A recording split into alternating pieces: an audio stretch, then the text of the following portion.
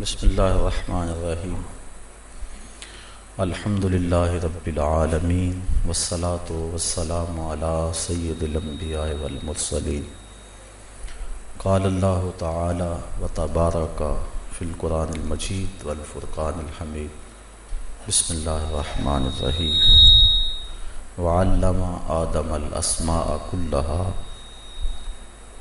صدق اللہ مولانا العظیم وصدق رسولہ النبی الکریم الرؤوف الرحیم اللہم نور قلوبنا بالقرآن وزین اخلاقنا بالقرآن وادخلنا الجنۃ بالقرآن ونجنا من النار بالقرآن قال اللہ تعالی وتبارک فی شان حبیبہ مخبرا وآمرا ان اللہ وملائکتہ یصلون علی النبی یا ایہا الذین آمنوا صلوا علیہ وسلموا تسلیما الصلاۃ والسلام علیک یا رسول اللہ وعلی آلک واصحابک یا محبوب رب العالمین الصلاۃ والسلام علیک یا رسول اللہ وعلی آلک واصحابک یا نبی الرحمہ۔ تمام حمد و ثنا، تعریف و توصیف اللہ جل مجدہ الکریم کی ذات پاک کے لیے جو خالق کائنات بھی ہے اور مالک شش جہات بھی۔ اللہ جل وعلا کی حمد و ثنا کے بعد حضور نبی اکرم، شفیع امم، رسول محتشم، نبی مکرم، اللہ کے پیارے، امت کے سہارے، رب کے محبوب، دانائے غیوب، مالک رقاب امم، فخر عرب و عجم، والی کون و مکان، سیاہ لا مکان، سید انس و جاں، سرور لالا رخاں، نیر تاباں، سر نشین مہوشاں، ماہ خوباں، شہنشاہ حسینہ، تتمہ دوراں، سر خیل زہرہ جمالاں، جلوہ صبح ازل، نور ذات لم یزل، باعث تکوین عالم، فخر آدم و بنی آدم، نیر بطحا، رازدار ما اوہا، شاہد ما طغا، صاحب علم نشرہ، معصوم آمنہ، احمد مجتبیٰ، حضرت محمد مصطفیٰ صلی اللہ علیہ وسلم کے حضور ناز میں اپنی عقیدتوں، ارادتوں اور محبتوں کا خراج پیش کرنے کے بعد واجب الاحترام، ذوی الاحتشام، معزز محترم سامعین، خواتین و حضرات، السلام علیکم ورحمۃ اللہ وبرکاتہ۔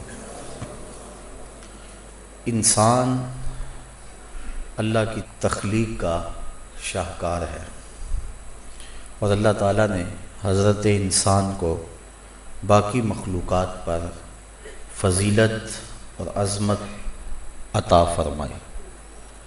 اس شرف و مجد اور مرتبے کا راز کیا ہے کہ اس کو باقی مخلوقات سے ممتاز کیا گیا۔ ہمارے مناطق انسان کے لیے فصل ممیز نطق کو مانتے ہیں، اس پہ تمام مناطق متفق ہیں۔ انسان اپنی جنس کے اعتبار سے تو حیوان ہے، وہ اپنے مشارکات سے ممتاز کیسے ہوا؟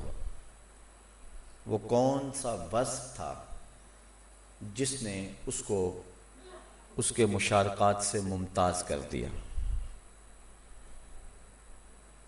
تو حضرات مناطقہ کے نزدیک وہ وصف جس کو منطقی زبان میں فصل ممیز کہتے ہیں، یعنی فاصلہ اور امتیاز پیدا کرنے والی وہ چیز، ما بہل امتیاز، جس سے امتیاز پیدا ہوا،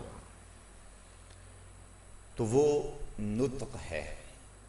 اب نطق انسان کی صفت ہے جو اس کے ساتھ ہی خاص ہے اور باقیوں میں نہیں پائی جاتی۔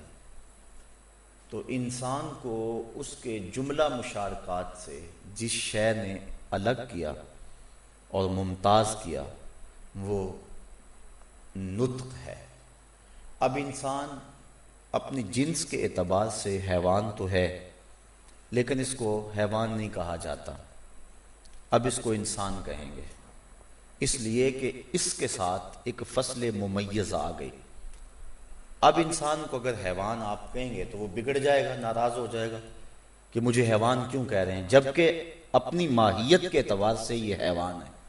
حیوان کہتے ہیں جس میں مادہ حیات ہو، جانور جس میں جان ہو، لیکن کسی شخص کو اگر جانور کہہ کے پکاریں تو اس کے چہرے پہ غصے کے آثار آپ دیکھیں گے، اس کی پیشانی پہ بل آ جائیں گے کہ مجھے آپ نے جانور کیوں کہا، حالانکہ کہنے والے نے غلط نہیں کہا، اس نے صحیح کہا۔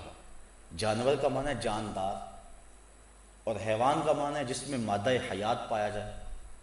تو جب انسان کے ساتھ فصل ممیز آ گئی تو اب وہ کہتے ہیں مجھے اب حیوان نہ کہو، اگر حیوان کہنا ہے ساتھ نطق کا لفظ ضرور لگاؤ، مجھے حیوان ناطق کہو، بالفاظ دیگر مجھے انسان کہو۔ تو اب وہ اپنے لیے حیوان کہلوانا پسند نہیں کرتا، چونکہ حیوان ہونے میں کئی اور چیزیں بھی اس کے ساتھ شریک ہیں، گدھا، گھوڑا، بیل، کتنی چیزیں ہیں وہ بھی حیوان ہیں۔ تو جب اس کو حیوان کہا جائے گا تو یہ اپنی اس کے اندر توہین محسوس کرتا ہے، وہ کہتا ہے مجھے حیوان نہ کہو، بلکہ میرے ساتھ جو نطق کا لفظ لگ گیا ہے اس لاحقے کے ساتھ مجھے پکارو اور مجھے بولو۔ یہ ایک سادی سی بات ہے جس کو میں اور آپ سارے سمجھتے ہیں۔ میرا خیال ہے کہ اگر ہم اسی اصول کو اور اسی ضابطے کو اپنے ذہن میں رکھ لیں اور مقدس ہستیوں کے بارے میں اس دور کے اندر جو خیالات ہیں ان کو ہم دور کر سکتے ہیں، جس کے سبب سے فرقہ بندی اور گروہ بندی ہماری امت کے اندر پیدا ہوئی، جو ناسور ہے امت کے لیے۔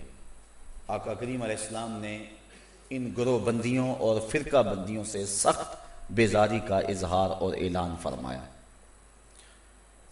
تو جب فصل ممیز لگ جائے تو کوئی نہیں چاہتا کہ مجھے میری اس جنس کے اعتبار سے پکارا جائے۔ اس کو مزید تھوڑا سا میں عام محاورے کی زبان میں اس بات کو آپ کے سامنے رکھ دیتا ہوں۔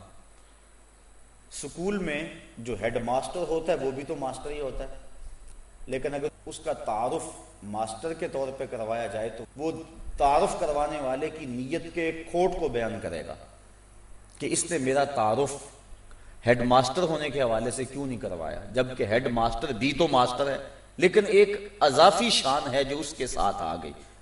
اب جب اس کا تعارف کیا جائے گا تو اس کے تعارف میں اس کی اضافی خوبی کا تذکرہ ضرور ہوگا۔ انسان کے ساتھ نطق کی اضافی خوبی کا آ گئی جو باقی اس کے مشارکات میں نہیں تھی، تو جب انسان کا تعارف کیا جائے گا تو اس کو حیوان ناطق کہا جائے گا، مطلق حیوان یا جانور کہہ کے اس کو نہیں پکارا جائے گا۔ اب قرآن مجید اٹھائیے، اللہ تعالیٰ قرآن مجید میں ارشاد فرماتا ہے قل انما انا بشر مثلکم، اے محبوب تم فرما دو کہ میں تمہاری مثل بشر ہوں۔ تو بعض لوگوں نے یہیں رک کر کے اپنے عقیدے کو مرتب کر لیا اور نبی کا حوالہ صرف ایک بشر کے حوالے سے پیش کرنے کی جسارت کی، جبکہ اس کی فصل ممیز اسی آیت میں آگے موجود ہے، یوحا الیہ، میری طرف وحی بھی آتی ہے۔ اب جب وحی کا آنا یہ فصل ممیز لگ گیا تو اب نبی کا تعارف بشریت سے نہیں کروائیں گے، چونکہ درمیان میں یوحا الیہ۔ اس کو مزید سادہ کر لیں، میں کہوں کہ میں بھی آپ کے ساتھ اس حال میں بیٹھا ہوں آپ جیسا ہوں، اور پھر ساتھ ہی کہہ دوں لیکن میں تو اسٹیج کے اوپر اونچی کرسی پہ بیٹھا ہوں، تو اس کا مطلب کیا ہے کہ میں حال میں بیٹھنے کی وجہ سے مماثلت اور مشابہت آپ سے رکھتا ہوں، ورنہ اس وقت جو وقتی حیات ہے، ویسے آپ مجھ سے اچھے ہیں، ایک مثال کے لیے میں سمجھا رہا ہوں، اس وقتی حیات کے اندر مجھے اہمیت حاصل ہے۔ تو جب یہ میں بات بیان کروں کہ میں بھی آپ کے ساتھ حال میں بیٹھا ہوں، لیکن میں تو اونچی کرسی پہ اور اسٹیج کے اوپر بیٹھا ہوا ہوں، تو اس کا مطلب یہ ہے کہ میں یہ بات آپ تک پہنچانا چاہتا ہوں کہ آپ کے ذہن کے اندر مماثلت من کل الوجوہ پیدا نہ ہونے پائے، اس لیے میں اس فصل ممیز کو فوراً بیان کر دیا۔ تو اللہ تعالیٰ نے جب کہا کہ محبوب تم کہہ دو اے لوگوں میں تمہاری مثل بشر ہوں، تو ساتھ فصل ممیز کا فوراً تذکرہ کیا، یوحا الیہ، لیکن میری طرف تو وحی بھی آیا کرتی ہے، میرے در پہ تو جبریل بھی آتا ہے، میری چوکھٹ پہ تو فرشتے بھی حاضر ہوتے ہیں، یہ ہے فصل ممیز۔ اچھا، پھر سوال پیدا ہوا، جب وحی آنے اور نہ آنے سے فرق ہو گیا، یہ فصل ممیز آ گئی، تو پھر یہ کیوں کہا کہ میں اور تم ہم مثل ہیں، میں اور آپ مماثلت رکھتے ہیں، یہ پھر کیوں کہا؟ تو آگے اس کی وجہ بیان فرما دی کہ میری اور تمہاری مماثلت کی وجہ کیا ہے؟ کہا انما الہکم الہ واحد، کہ میرا اور تمہارا معبود ایک ہے، یعنی جس خدا کو تم پوجتے ہو اسی خدا کو میں پوجتا ہوں، تمہارا اور میرا معبود ایک ہے، ہمارے سر ایک مالک کی چوکھٹ پہ جھکتے ہیں، یہ ہے ہماری وجہ مماثلت، ورنہ میری طرف وحی آتی ہے، تمہاری طرف وحی تو نہیں آتی۔ تو مماثلت کی وجہ بھی بیان کر دی اور ساتھ فصل ممیز بھی بیان کر دی۔ تو جب فصل ممیز آ گئی تو پھر اب بشر نہیں کہہ سکتے، جب نطق ساتھ لگ گیا تو اب کسی کو حیوان نہیں کہیں گے، اگر کہیں گے تو بگڑے گا، وہ ناراض ہو جائے گا۔ تو جب فصل ممیز آ گئی تو اب بشر کہہ کے تعارف نہیں کروائیں گے، امام الانبیاء کہہ کے تعارف کروائیں گے۔ حضرت خطیب الاسلام علیہ رحمہ، آپ یہاں ایک بڑی خوبصورت بات اپنے لہجے میں کہا کرتے تھے، میرا خیال ہے کہ یہ فنی گفتگو گھنٹوں مجھے اپنے موقف اور اپنی بات کو آپ تک پہنچانے میں لگیں گے، لیکن ان کے دو لفظوں سے میرا خیال ہے کہ سارا مسئلہ حل ہو جاتا ہے۔ وہ فرمایا کرتے تھے اپنی خطابت کے جوبند پہ آ کر کہ تمہیں حلیمہ کی بکریوں کے پیچھے پیچھے تو نظر آیا، سدرہ پر جبریل کے آگے آگے نظر کیوں نہیں آیا ہے؟ اور اقبال اس کو اور سادے انداز میں بیان کرتا ہے، اقبال کہتا ہے تو نے یوسف کو کنویں میں دیکھا تو کیا دیکھا، تو نے یوسف کو کنویں میں دیکھا تو کیا دیکھا، ارے ناداں جو مطلق تھا مقید کر دیا تو نے، تو ابھی تک کنویں میں دیکھ رہا ہے، وہ تو مصر کے تخت کا مالک بھی بن گیا ہے، تیری نظر ابھی تک کنویں میں ہے۔ تو لوگوں کی نظر بشریت پہ رک گئی، لیکن اللہ فرماتا ہے یوحا الیہ، محبوب فرما دو کہ میری طرف تو وحی بھی آتی ہے۔ باقی رہی مماثلت، تو وہ مماثلت اس جہت میں ہے کہ میرا اور تمہارا خدا ایک ہے، جس خدا کو تم پوجتے ہو اس خدا کو میں پوجتا ہوں، ورنہ تم اور ہو میں اور ہوں۔ اور کئی مقامات پہ فرمایا لست کہیاتکم، میں تمہاری طرح کا نہیں ہوں، اور ایک موقع پہ فرمایا ایکم مثلی، تم میں سے کوئی میری مثل کا نہیں ہے، یعنی نہ تم میرے جیسے ہو نہ میں تمہارے جیسا ہوں، تم اور ہو میں اور ہوں، میری طرف وحی آتی ہے اور تمہاری طرف وحی نہیں آتی۔ تو یہ فصل ممیز ہے، یہاں یوحا الیہ، یہ بات میں نے ضمن میں آپ کے سامنے رکھی تاکہ جو منصف مزاج لوگ ہیں اگر کہیں دل میں کوئی خرابی ہے تو ان کی خرابی دور ہو سکے۔ میرا مضمون یہ ہے کہ انسان کا جو شرف ہے، مناطق کا کہتے ہیں، نطق کی وجہ سے ہے۔ انسان بولتا ہے اور باقی جو اس کے مشارکات ہیں وہ نہیں بولتے ہیں، لہٰذا یہ اپنے مشارکات سے ممتاز ہو گیا۔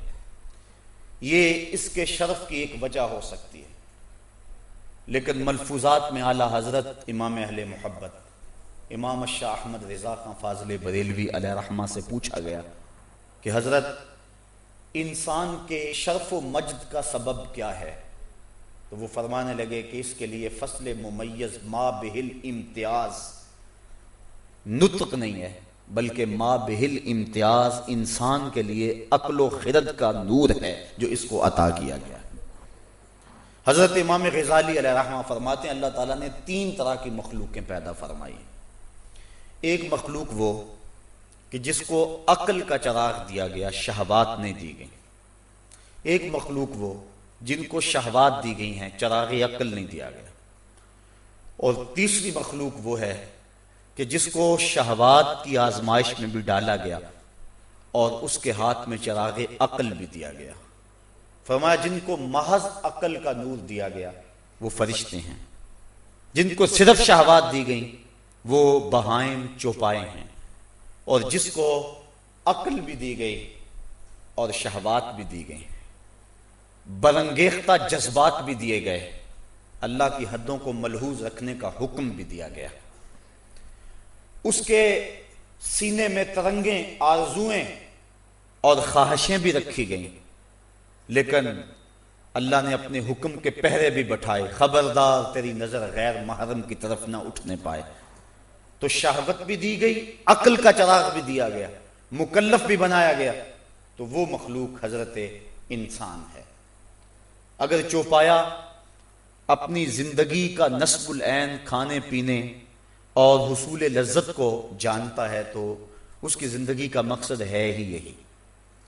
فرشتہ اگر اپنی زندگی کے شب و روز تسبیح و تہلیل کے ساتھ وابستہ رہتا ہے تو وہ گناہ کر ہی نہیں سکتا، اس کی فطرت کے اندر گناہ رکھا ہی نہیں گیا، اس کی فطرت ہی ایسے بنائی گئی ہے کہ ذکر و فکر، تسبیح و تہلیل اس کی غذا ہے، اور اس کے بغیر اسے چین نہیں آ سکتا ہے۔ آنکھوں میں روشنی نہ ہو اور بندہ کہے کہ میں کبھی سینما گھر نہیں گیا تو یہ کمال کی بات نہیں ہے۔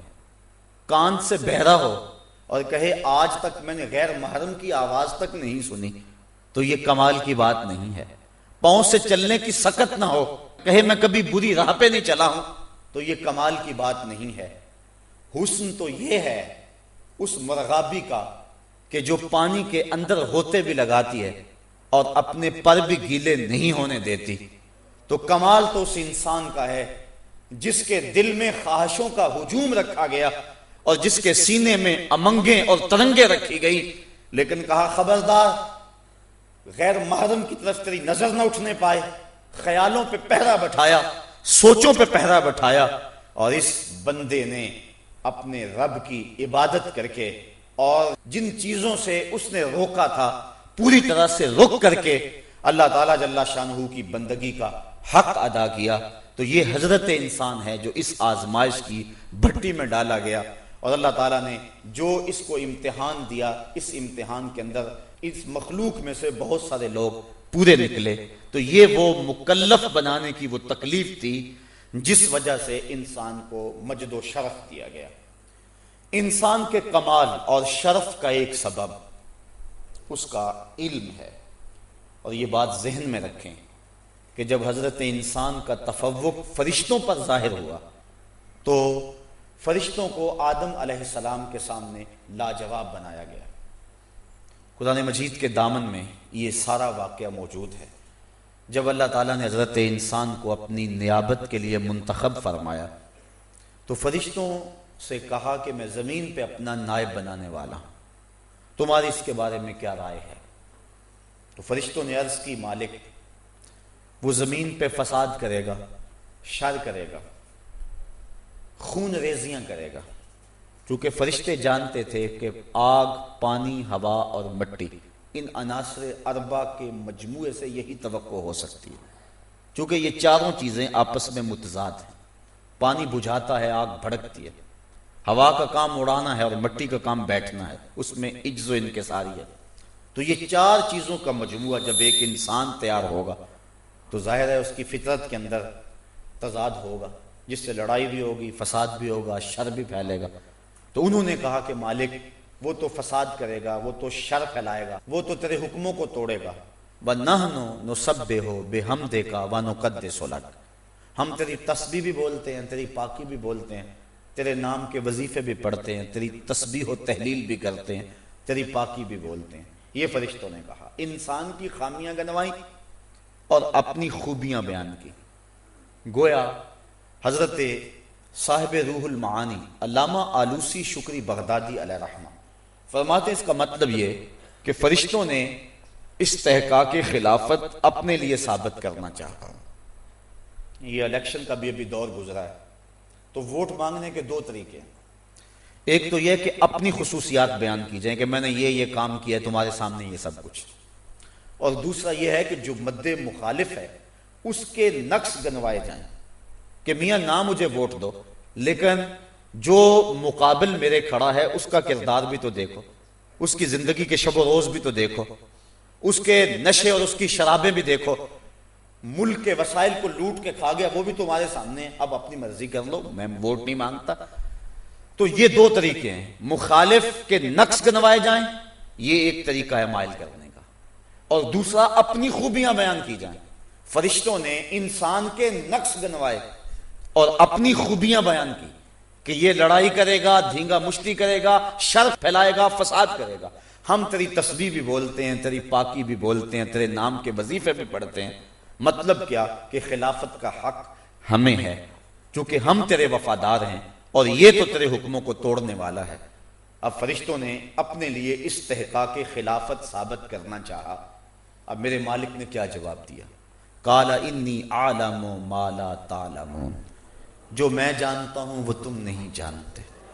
تمہاری نظر ان کی لڑائیوں پہ ہے، خون ریزیوں پہ ہے، قتل و غارت پہ ہے، لیکن میری نگاہ کربلا کے تپتے ہوئے ریگزار میں نیزے کی نوک پہ پڑھتے ہوئے قرآن پر ہے، کہ وہ جو نیزے کی نوک پہ بھی قرآن پڑھیں گے، میری نگاہیں ان پہ ہیں، جو میں جانتا ہوں وہ تم نہیں جانتے۔ یہ اللہ تعالیٰ نے ان کے جواب میں بات ارشاد کی۔ اب واقعہ کس طرح ہوا؟ وَعَلَّمَ آدَمَ الْأَسْمَاءَ كُلَّهَا ثُمَّ عَرَضَهُمْ عَلَى الْمَلَائِكَةِ، پھر فرشتوں کو لاجواب کرنے کے لیے حضرت آدم علیہ السلام کو مختلف اشیاء کے نام سکھائے۔ اسماء کے اوپر الف لام یہ جنسیت کا فائدہ دیتا ہے، یعنی کوئی اسم باقی نہ رہا، حالانکہ اسماء جمع تھا، لیکن الف لام ساتھ لگا کر یہ ثابت کرنا چاہا کہ کوئی اسم ایسا نہیں تھا جو ان کے علم سے خارج ہو۔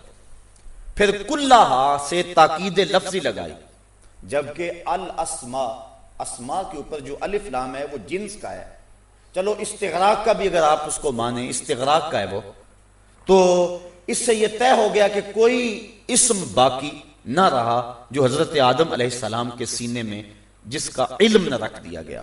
لیکن اس کے باوجود پھر کلہا کی تاکید لفظی سے اس کی تاکید کر دی کہ ہر اسم کا ان کو علم دے دیا گیا، حتی القصع والقصیع۔ علماء فرماتے یہاں تک کہ یہ بھی بتا دیا یہ پیالہ ہے، اور یہ بھی بتا دیا یہ پیالی ہے۔ اور امام رازی لکھتے ہیں صفاتھا ونعوتھا، کہ چیزوں کی صفتیں، ان کے وصف اور ان کی خوبیاں بیان کر دی۔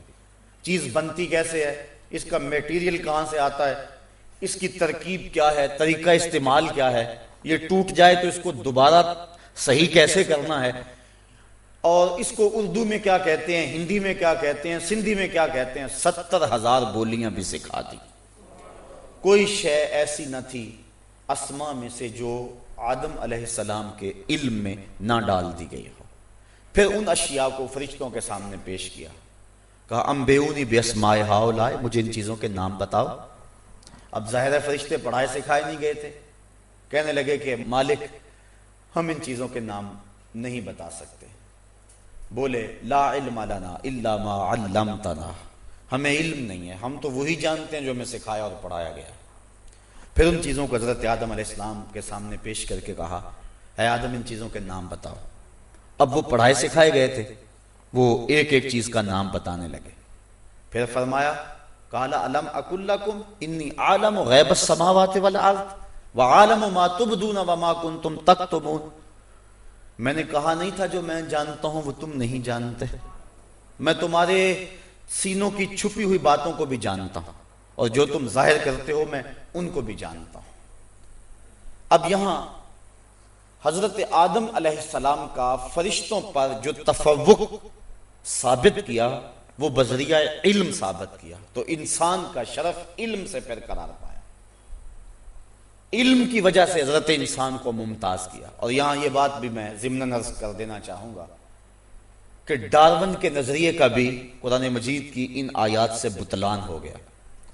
جس نے یورپ کے اندر اس نظریے کو خوب اچھالا اور دنیا کے بڑے بڑے دانشوروں نے اس نظریے کو قبول کیا کہ انسان پہلے بندر تھا اور اس کے بعد آہستہ آہستہ تہذیب پاتا گیا اور اب اس کی یہ موجودہ شکل ہے، اور یہ ارتقاء کا نظریہ اس کا۔ ایک تو اقبال نے نظریہ ارتقاء پیش کیا والدہ مرحومہ کی یاد میں، جو کلیات اقبال مجموعہ اردو ہے، ایک اقبال کا نظریہ ارتقاء ہے، اور اس کا مطلب یہ ہے کہ ہر شے کی فطرت میں آگے بڑھنے کا جذبہ ہے. جو شے جہاں موجود ہے وہاں مطمئن نہیں ہوتی، وہ آگے بڑھنا چاہتا ہے. یہ ہے ایک ارتقاء کا نظریہ. لیکن جو ڈارون کا نظریہ ارتقاء ہے وہ یہ ہے کہ انسان ترقی کرتا گیا ہے اور یہاں تک پہنچا ہے. پہلے بندروں کی صورت میں موجود تھا. قرآن مجید کی ان آیات نے اس نظریے کا رد کیا کہ انسان بندروں سے مہذب ہو کر انسان نہیں بنا، بلکہ جب حضرت انسان کی تخلیق کی جانے لگی تھی تو فرشتوں کی پیشانیوں کو اس کے حضور سجدہ کروانے کے لیے پہلے ہی تیار کیا جا رہا. اس کا مجد و شرف پہلے دن سے ہی ظاہر تھا، اور فرشتوں کو حضرت آدم علیہ السلام کے سامنے جو ہے وہ عاجز کیا گیا، اور انسان کا مجد و شرف پہلے دن ہی ظاہر ہوا. انسان کا جو نقطہ آغاز ہے وہ بڑا متہم بشان ہے، اس لیے بندروں کی مہذب صورت نہیں بلکہ اللہ کی نیابت کا تاج حضرت انسان کے سر پہ رکھ دیا گیا. اب اللہ تعالیٰ نے فرمایا جو میں جانتا ہوں وہ تم نہیں جانتے. اس پہ دو ایک باتیں. دعویٰ یہ تھا جو میں جانتا ہوں وہ تم نہیں جانتے، اور دلیل کیا ہے؟ حضرت آدم علیہ السلام کے سامنے ایک چیز رکھی اور کہا اس کا نام بتاؤ. فرشتے اس چیز کا نام نہ بتا سکے تو حضرت آدم علیہ السلام کو کہا ان چیزوں کا نام بتاؤ. انہوں نے فر بتا دیا، چونکہ وہ پڑھائے سکھائے گئے تو فرشتے لاجواب ہو گئے. اللہ تعالیٰ نے کہا جو میں جانتا ہوں وہ تم نہیں جانتے. دعویٰ یہ تھا جو میں جانتا ہوں وہ تم نہیں جانتے، اور دلیل کیا ہے کہ جو حضرت آدم علیہ السلام جان رہے ہیں وہ فرشتے نہیں جان رہے. دعویٰ اس نے اپنے علم کا کیا تھا، لیکن دلیل کہاں سے آئی؟ دعویٰ یہ تھا جو میں جانتا ہوں وہ تم نہیں جانتے، اور دلیل کیا ہے کہ حضرت آدم علیہ السلام بتلا رہے ہیں اور فرشتے نہیں جانتے. تو حضرت آدم علیہ السلام جو جان رہے ہیں وہ فرشتے نہیں جان رہے. دعویٰ اپنے علم کا اور دلیل حضرت آدم علیہ السلام سے. تو یہاں علماء فرماتے ہیں کہ حضرت آدم علیہ السلام اللہ کے علم کا مظہر بنے، یعنی علم اللہ کا ہی تھا لیکن ظاہر وجود آدم سے ہوا. مظہر کہتے ہیں جائے ظہور کو، جہاں سے کوئی شے ظاہر ہو. تو علم اللہ کا ہی تھا لیکن ظہور وجود آدم سے ہوا. میں کہوں میں مصور ہوں تو اب میرے قد کاٹ سے تو نہیں پتا چلے گا میں مصور ہوں، میرے کہنے سننے بولنے کے انداز سے پتا تو نہیں چلے گا میں مصور ہوں. تو کیسے بتاؤں گا کہ میں مصور ہوں؟ کاغذ کے ایک ٹکڑے کو لے کر اس کے اوپر کوئی پیکر تراشوں گا اور پھر آپ کے سامنے رکھوں گا. آپ کے واہ واہ حد ہو گئی. میں کہوں یہ میں نے بنایا تو آپ اس کاغذ کو دیکھ کر مجھے مصور مانیں گے. میرا فن ظاہر ہوا کاغذ کے ٹکڑے پہ تو کاغذ میرے فن کا مظہر ہوا. فن میرا ہے ظاہر کاغذ پہ ہوا تو کاغذ میرے فن کا مظہر قرار پایا. تو کہا علم اللہ کا تھا، ظاہر وجود آدم سے ہوا. اور حضرت شیخ محقق یہاں بڑی خوبصورت بات لکھ کے فرماتے ہیں سارے نبی اللہ کی صفات کے مظہر ہیں. اگر اس کا علم دیکھنا ہو جناب آدم کو دیکھ لو، اگر اس کا علم دیکھنا ہو جناب ابراہیم کو دیکھ لو، اگر اس کا جلال دیکھنا ہو جناب موسیٰ کو دیکھ لو، اگر اس کا کمال دیکھنا ہو جناب عیسیٰ کو دیکھ لو، اگر اس کا جمال دیکھنا ہو جناب یوسف کو دیکھ لو. کہا اللہ کے سارے نبی اللہ کی صفات کے مظہر ہیں. اور پھر فرمایا میرا نبی اللہ کی ذات کا مظہر ہے. اس کی صفات دیکھنی ہو تو نبیوں کو دیکھ لو، اگر ذات دیکھنے کا شوق آ جائے تو کہا پھر محمد عربی کی ذات کو دیکھ لو. تو اللہ کی صفات کے بھی مظہر ہیں میرے آقا اور اللہ کی ذات کے بھی مظہر ہیں. اس پہ کچھ مجمل سی گفتگو کل آپ سماعت کر چکے ہیں، وہ گھوڑے والی بات سے کہ حضور کو دیکھا اور خدا تک پہنچے، اس لیے اس کو دہرانے کی ضرورت نہیں. تو حضرت آدم علیہ السلام اللہ کے علم کا مظہر بنے تو انسان کا جو شرف ہے اور انسان کی جو عزت اور قدر و منزلت ہے وہ بذریعہ علم ثابت ہوئی. امام رازی علیہ رحمہ آپ تفسیر کبیر میں اسی آیت کریمہ کے تحت لکھتے ہیں، آپ فرماتے ہیں جب حضرت سلیمان علیہ السلام جا رہے تھے راستے میں چونٹی نے کہا جلدی جلدی اپنی بلوں میں داخل ہو جا. حضرت سلیمان علیہ السلام کا لشکر آ رہا ہے، کہیں بے خبری میں تمہیں کچل نہ دیں. تو اللہ تعالیٰ نے اس چیونٹی کو قیامت تک آنے والی چیونٹیوں کا سردار بنا دیا. کیوں؟ اس لیے کہ اس نے کہا تھا جلدی جلدی بلوں میں داخل ہو جاؤ. اللہ کے نبی کا لشکر بے خبری میں تمہیں کچل نہ دے. وہ چیونٹی اس بات کو جانتی تھی کہ نبی کا تربیت کردہ لشکر جان بوجھ کر ایک ننھی جان کو بھی ضائع نہیں کر سکتا. اس علم کی وجہ سے اس چونٹی کو قیامت تک آنے والی چونٹیوں سے ممتاز کر دیا گیا. تو علم سے امتیاز پیدا ہوتا ہے. امام خویری لکھتے ہیں کہ حضرت سلیمان علیہ السلام کو اللہ نے اختیار دیا کہ 3 چیزوں میں ایک چیز کو اختیار کر لو، یا مال لے لو، یا حکومت لے لو، اور یا علم لے لو. انہوں نے عرض کی مالک مجھے علم دے دے. کہا مال اور حکومت علم کے صدقے میں تجھے عطا کر دیتے. تو یہ وہ علم ہے کہ جس سے انسان ممتاز ہوتا ہے، اور فصل ممیز انسان کے لیے علم ہے، اور علم کی وجہ سے انسان شرف پا گیا. میرے اور آپ کے آقا و مولا صلی اللہ علیہ وآلہ وسلم نے واضح اور دو ٹوک الفاظ کے اندر اہل علم کی عظمت اور برتری کو بیان کرتے ہوئے ارشاد فرمایا فضل العالم علی العابد کفضلی علی ادناکم. عالم کی فضیلت عابد پر، عبادت گزار پر، تہجد گزار پر، قائم اللیل اور صائم النہار پر ایسے ہے جس طرح تم میں سے ایک عام آدمی پر میری فضیلت ہو. بلکہ ایک حدیث کے الفاظ اس طرح ہیں جس کو امام ترمذی نے بیان فرمایا کہ فضل العالم علی العابد کفضل القمر لیلۃ البدر علی سائر الکواکب. عالم کی فضیلت عابد پر اس طرح ہے جس طرح 14ویں رات کے چمکتے ہوئے چاند کی فضیلت ستاروں پہ ہوتی ہے. تو یہ شرف کا سبب.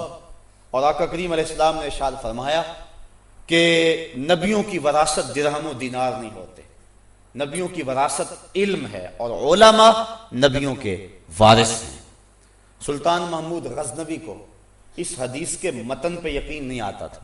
اس کے ذہن میں یہ خیال آ گیا کہ شاید یہ علماء نے اپنی مدح میں خود ہی گڑی ہے.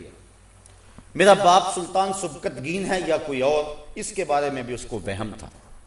قیامت کے قیام پر بھی اس کے ذہن کے گوشے میں شک رہتا تھا. ایک دن سلطان گھر سے نکلا، خادم سونے کا شمعدان لیا آگے آگے چل رہا ہے. بادشاہ نے دیکھا ایک مدرسہ ہے جس کی چھوٹی چھوٹی 4 دیواری ہے. وہاں ایک طالب علم سبق یاد کرتا ہے. مدرسے کے لالٹین میں تیل نہ ہونے کی وجہ سے جب وہ سبق بھولتا ہے، کتاب اٹھا کے قریب ہندو بنیے کی ایک دکان پر اپنا سبق دیکھتا ہے، وہاں جلتے ہوئے گیس کی روشنی میں، اور پھر آ کے دوبارہ اس کو یاد کرتا ہے. بھول جاتا ہے تو پھر جاتا ہے. طلب دین کے لیے پہلی مرتبہ یہ تڑپ بادشاہ نے اپنے آنکھوں سے دیکھی. جب قریب آیا اس کا دل پسیج گیا. اس نے وہ سونے کا شمعدان جو خادم لیا آگے آگے چل رہا تھا اس طالب علم کو دے دیا. ایک روایت کے لفظ ہیں من عانا عالما او متعلما بقلم منکسر او بقرطاس فکأنہ بنى الکعبۃ 70 مرہ. جس نے کسی عالم دین یا کسی طالب علم کی مدد کی کاغذ کا ٹکڑا دے کر یا ٹوٹا ہوا قلم دے کر، وہ ایسا ہے جس طرح اللہ کے گھر کعبے کو 70 بار تعمیر کیا ہے. اس نے وہ پورا شمعدان اس طالب علم کو دیا. طالب علم خوش ہو گیا، اللہ کے رسول بھی راضی ہو گئے. بادشاہ سویا، مقدر جاگ اٹھے. حضور علیہ السلام نے خواب میں اسے شرف زیارت بخشا. اور یہ بات ذہن میں رکھیں، جس کے خواب میں حضور آئے حضور ہی آئے. ارشاد فرمایا من رعانی فی المنام فقد رعانی فإن الشیطان لا یتمثل بی. جس نے مجھے خواب میں دیکھا اس نے مجھے ہی دیکھا. شیطان خواب میں آ کر بھی یہ جرأت نہیں کر سکتا کہ کہے میں حضور کی مثل ہوں. جس نے حضور کو دیکھا اس نے حضور کو ہی دیکھا. دوسری بات، جس کے خواب میں حضور گئے قصد اور ارادے سے گئے. میں کسی کے خواب میں آؤں، آپ میرے خواب میں آئیں، ہمارا قصد نہیں ہوتا. یہ محفل سجی ہے، 10 دن تک یہ سلسلہ محبت جاری رہے گا. آپ جا کے سو جائیں، یہ منظر دوبارہ آنکھوں میں جاگ اٹھے، آپ مجھے گفتگو کرتا ہوا پائیں، مجھے خواب میں دیکھیں، مجھے آپ فون کریں کہ آپ میرے خواب میں آئیں، مجھے پتا ہوگا کہ میں آپ کے خواب میں آیا ہوں. اچھا میں آپ سب کو دیکھ لوں، آپ کو میں کہوں کہ جناب کل میں نے آپ کو خواب میں دیکھا تھا، تو آپ میں سے کسی کو بھی نہیں پتا ہوگا کہ ہم اس کے خواب میں گئے، چونکہ قصد کا تعلق یہاں نہیں ہوتا. لیکن اللہ کے رسول علیہ السلام جس کے خواب میں جائیں اپنی نیت، قصد اور ارادے سے تشریف لے جاتے ہیں. اس ضمن کے اندر تیسری بات اور سن لیں کہ خواب کے اندر کسی سے ہم جو وصول کرتے ہیں وہ محض خواب ہوتا ہے. خواب میں کروڑپتی بن گیا، صبح اٹھے گا تو کنگال ہوگا، 5 اسٹار ہوٹلوں سے کھانا کھاتا رہا، صبح اٹھے گا تو پیٹ بھرا نہیں ہوگا، خالی ہوگا۔ وہ کیا کسی نے کہا تھا 100 بار میرے ہاتھوں میں تیرا دامن آیا، جب آنکھ کھلی تو اپنا ہی گریباں تھا۔ کچھ نہیں ہوتا، خواب خواب ہوتا ہے۔ کسی کو خواب میں کچھ دیں، کوئی خواب میں کچھ لے، لیکن صبح اٹھے تو نہ سود نہ زیاں کچھ بھی نہیں ہے۔ لیکن اللہ کے محبوب علیہ السلام خواب میں اگر کسی کو کچھ عطا کریں تو وہ محض خواب نہیں ہوتا، حقیقت ہوتی ہے۔ نہیں تو امام بوسیری سے پوچھ لو، رات چادر ملتی ہے، صبح اٹھتے ہیں تو کندھوں پہ موجود ہوتی ہے۔ حضور اگر کسی کو عطا کر دیں تو وہ حقیقت میں عطا فرماتے ہیں۔ اور چوتھی بات وہ بھی خوشخبری والی، جس کو امام بخاری نے بیان فرمایا۔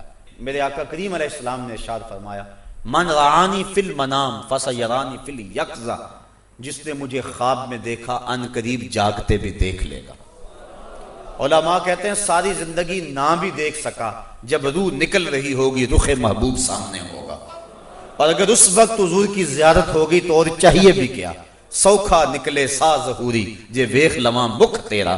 اگر اس لمحے حضور کی زیارت نصیب ہوگی تو مومن کو اور چاہیے بھی کیا۔ تو جس نے حضور کو دیکھا اس نے حضور کو ہی دیکھا۔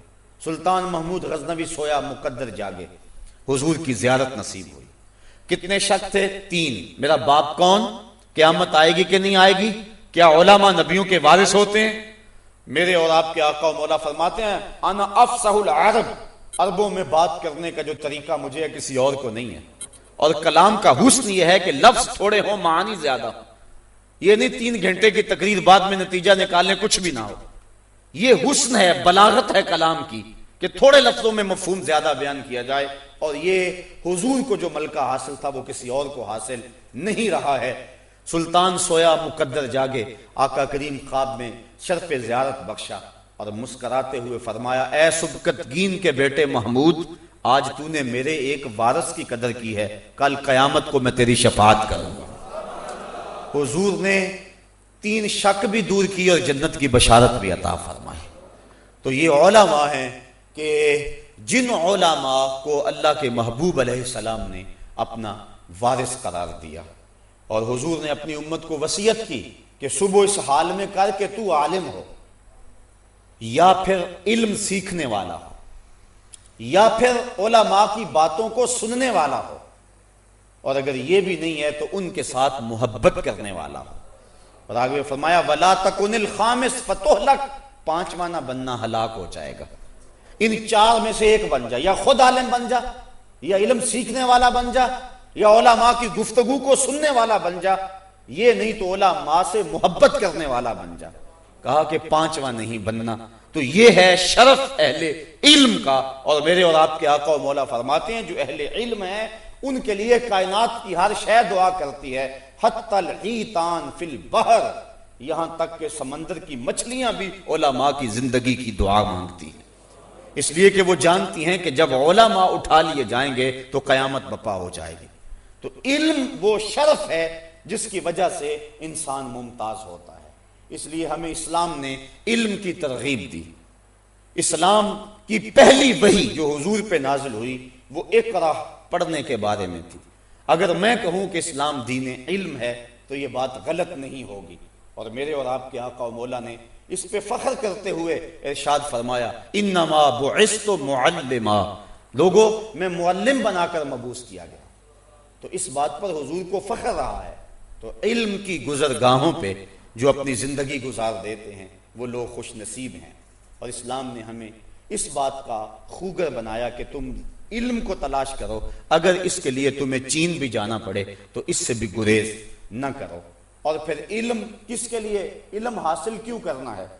حصول علم کا مقصد معرفت الہی ہے، تہذیب نفس ہے، اپنے اندر کے روح ختم کرنے ہیں۔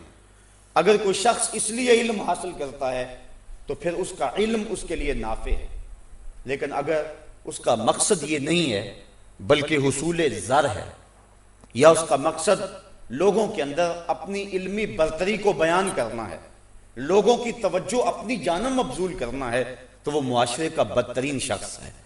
بلکہ میرے اور آپ کے آقا و مولا نے فرمایا کہ میری امت کے بہترین لوگ بھی علماء ہیں اور میری امت کے بدترین لوگ بھی علماء ہیں۔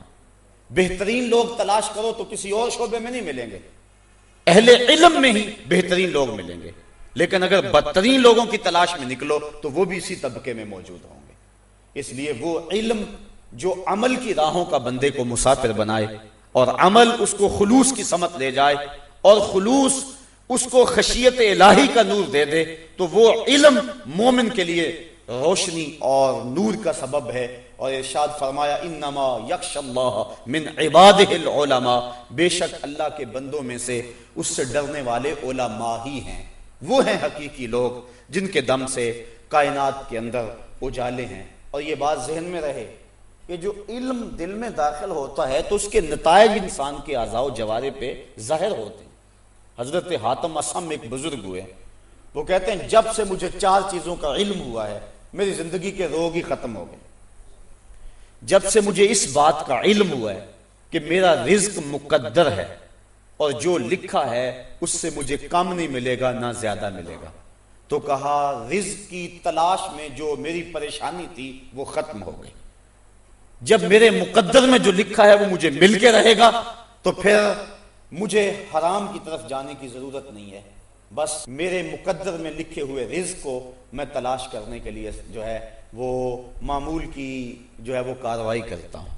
اور فرمایا جب سے مجھے یہ پتا چلا ہے کہ ایک شے میری طلب میں لگی ہوئی ہے اور اس کے بغیر کوئی چارہ کار نہیں ہے، اس سے میں بھاگ نہیں سکتا، یعنی موت، تو میں نے اس کی تیاری شروع کر دی۔ اور کہا جب سے مجھے یہ پتا چلا ہے کہ جو میرے حصے کے کام ہیں، فرائض ہیں، وہ میرے علاوہ کسی اور نے ادا نہیں کرنے، نماز میں نے پڑھنی ہے تو ادا ہونی ہے، زکوٰۃ میں نے دینی ہے تو ادا ہونی ہے، تو کہا میں اللہ کی نافرمانی سے بچ گیا۔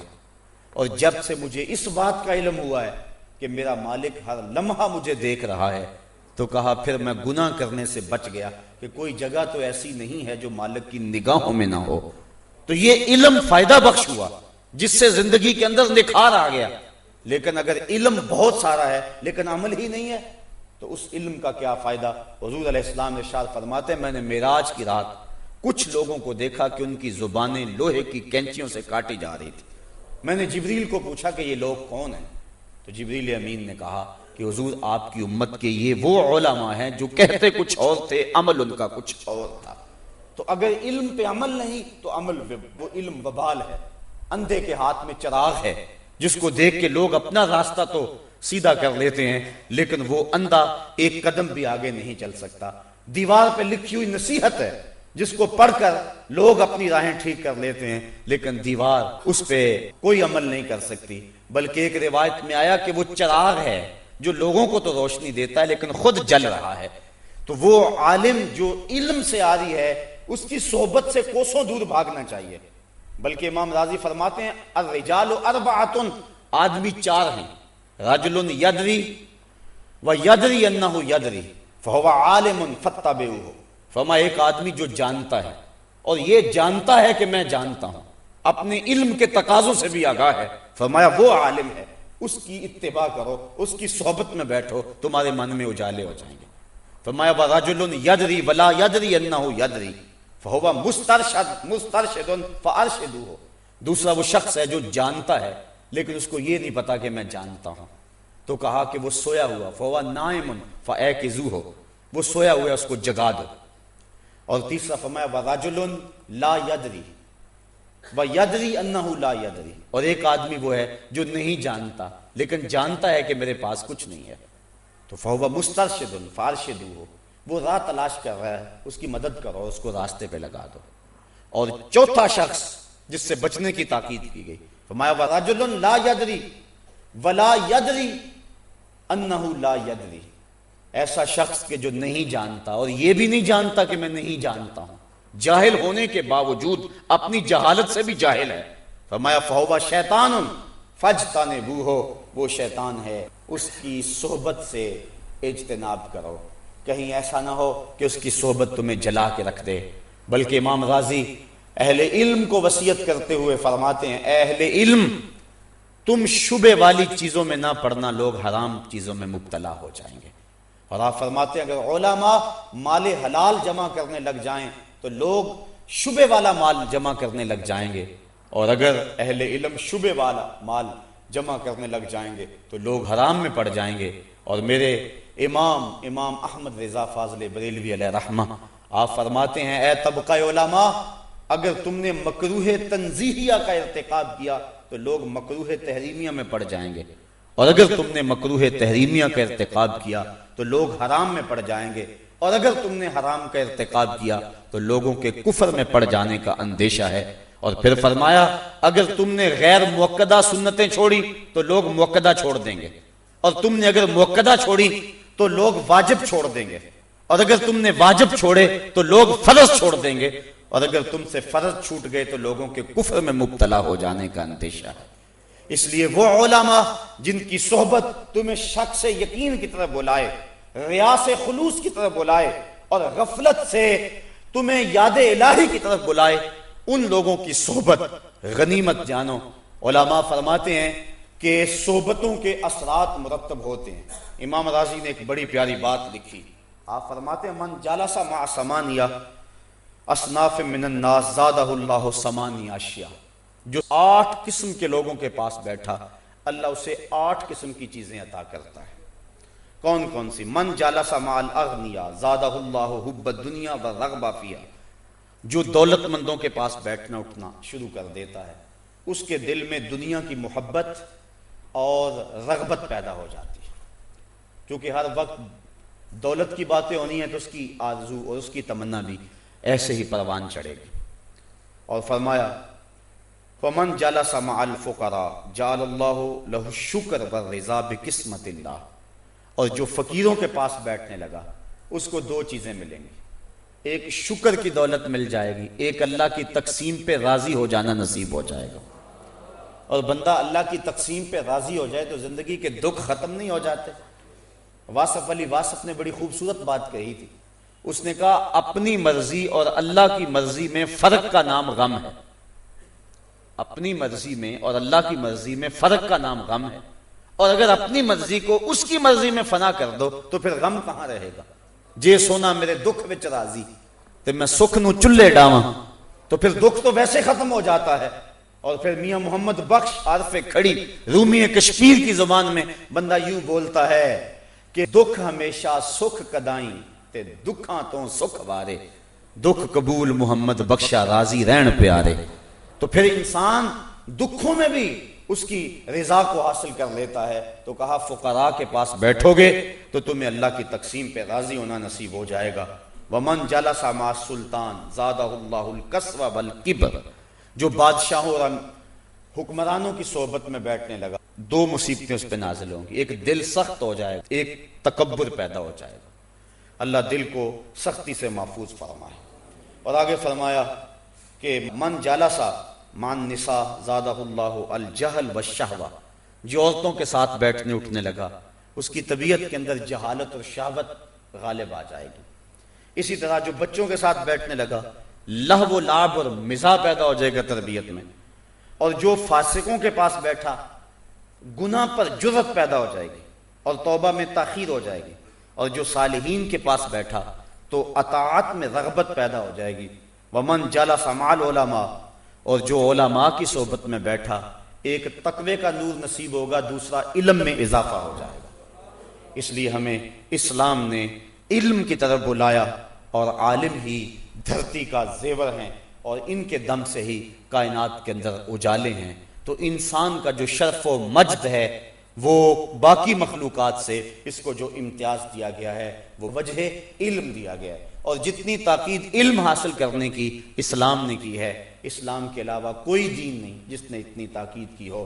آئیے میں اور آپ اپنے سینے کو علم کے نور سے منور کریں، اور علم کے حصول کے جتنے بھی ذرائع ہیں وہ اختیار کر کے اپنے من کی روشنیوں کا سامان کرے۔ حضرت علی المرتضیٰ فرماتے ہیں ردینا بالقسمت الجبار لنا العلم وللجہال مالو، ہم اللہ کی تقسیم پہ راضی ہو گئے، اس نے ہمیں علم دے دیا اور جاہلوں کو مال دے دیا۔ تو علم وہ دولت ہے جس سے انسان باقی مخلوقات سے حتیٰ کہ فرشتوں سے بھی ممتاز ہوتا ہے۔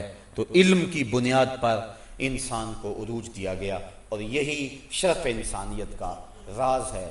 لیکن ایک آخری بات جو میری ساری گفتگو کی جان ہوگی، انسان کے شرف و مجد کا راز نطق بھی ہے، عقل کا چراغ بھی ہے، علم بھی ہے۔ اور فرشتوں کی جبین نیاز حضرت آدم علیہ السلام کے سامنے اس لیے جھکی کہ ان کے سینے میں وہ علم تھا جو فرشتوں کو نہیں دیا گیا تھا۔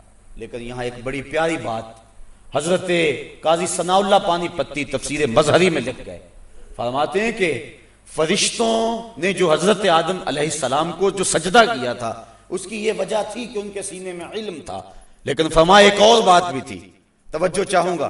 فرماتے ہیں کہ جو فرشتوں کی جبین نیاز کو حضرت آدم علیہ السلام کے سامنے جھکایا گیا اور حضرت آدم علیہ السلام کو فرشتوں نے سجدہ کیا اور ان کا تفوق ظاہر ہوا، فرمایا اس کی ایک اور وجہ بھی تھی۔ ایک وجہ تو یہ کہ ان کے سینے میں وہ علم تھا جو فرشتوں کے سینوں میں نہیں تھا۔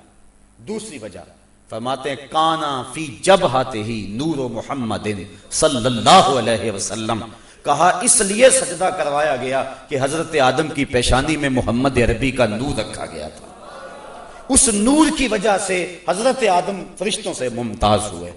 اور اگر میں یہ بات کہوں تو غلط نہیں ہوگی کہ انسان کے شرف و مجد کے اور شرف آدمیت کا راز علم بھی ہے، نطق بھی ہے، عقل بھی ہے، اس کو مکلف جو ٹھہرایا گیا ہے وہ بھی ہے، اللہ کی جو امانت اس نے اپنے سینے میں رکھی وہ بھی، اور محبت کا جو جوہر اس کے سینے میں رکھا وہ بھی اس کے شرف کا سبب ہے۔ لیکن میں کہوں گا انسانیت کا قافلہ بھٹکتا رہتا اور اسے کوئی نہ پوچھتا، اسے ساری عزت محمد عربی کے صدقے سے عطا کی گئی، سارے مجد و شرف اس کو حضور کے دم سے عطا کیے گئے۔ اگر حضور نہ ہوتے تو قافلہ انسانیت یوں وقار نہ پاتا، تو سارا وقار اور ساری عزتیں اور انسانیت کو جو عروج دیا گیا ہے وہ یہ ہے کہ انسانیت کے دامن کے اندر وہ گوہر آبدار ہے، وہ عظیم المرتبت ہستی ہے کہ نہ آسمان کے پاس وہ ہستی موجود ہے، نہ کائنات کی کسی اور جہت اور سمت میں جو ہے وہ دولت موجود ہے، نہ کسی جنس اور نوع میں وہ ہستی موجود ہے، تو وہ نوع انسانیت کو وہ ہستی نصیب ہو گئی جس کے وجہ سے انسانیت تمام کائنات سے ممتاز اور ممیز ہو گئی۔ تو جس نبی کے صدقے سے ہمیں عزتیں اور شرافتیں ملی اس مصطفیٰ جان رحمت پہ لاکھوں سلام، وآخر دعوانا ان الحمدللہ رب